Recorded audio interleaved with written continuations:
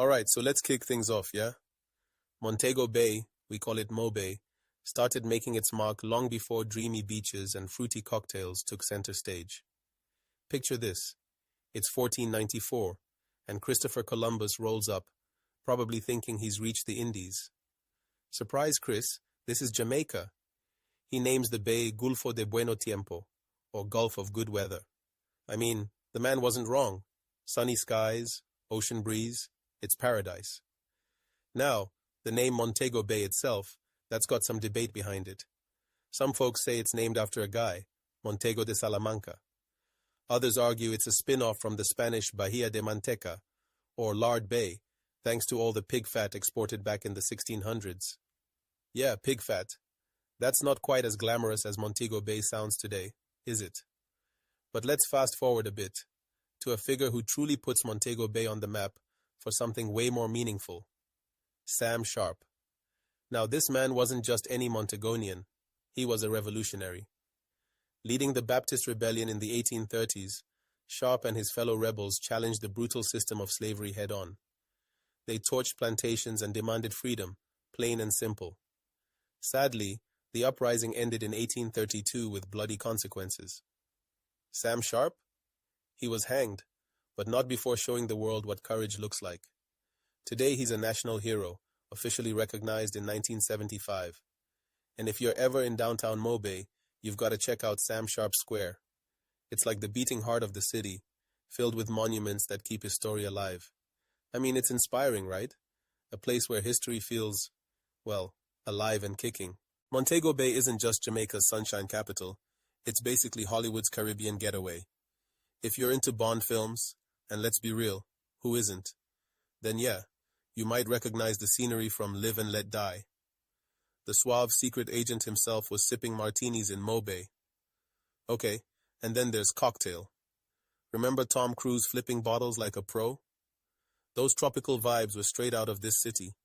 It's like Montego Bay moonlights as the world's most scenic movie set. But listen, it's not just the big screen putting this place on the map.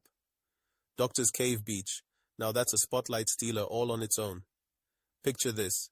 It's the 1880s, and this guy, Dr. Alexander McCarthy, decides to set up a sanitarium by the beach.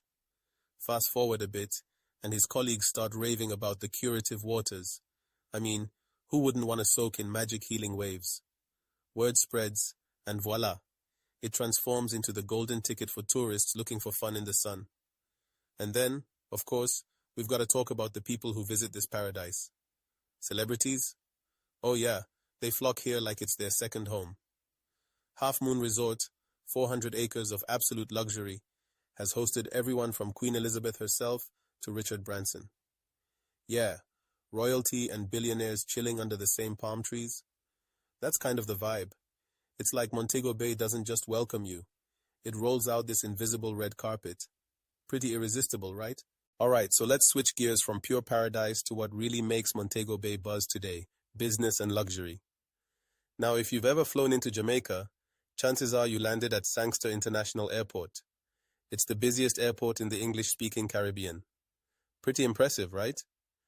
Named after former Prime Minister Donald Sangster, this airport is like Montego Bay's welcome mat to the world. And trust me, it's more than just a pit stop.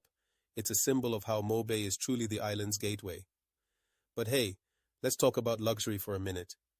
Montego Bay doesn't just do 5-star, it practically invented it. Take the Half Moon Resort, for example. 400 acres of pure elegance, hosting everyone from Whitney Houston to actual royalty. No, literally, Queen Elizabeth herself stayed there. And don't even get me started on Sandals Resorts.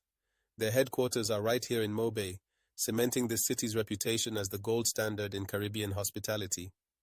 And you know what's really interesting? Montego Bay isn't just about soaking up the sun, it's actually a city on the move. Global companies like Vista Print have set up shop here, and let's not forget Jamaica's first Starbucks made its debut in Mo Bay. Yeah, you heard me right, Starbucks. It's like Montego Bay is finding that sweet spot between preserving its rich heritage and embracing modern vibes. That's not just growth, it's evolution. And honestly, it's inspiring to see a place balancing its roots with its future so seamlessly.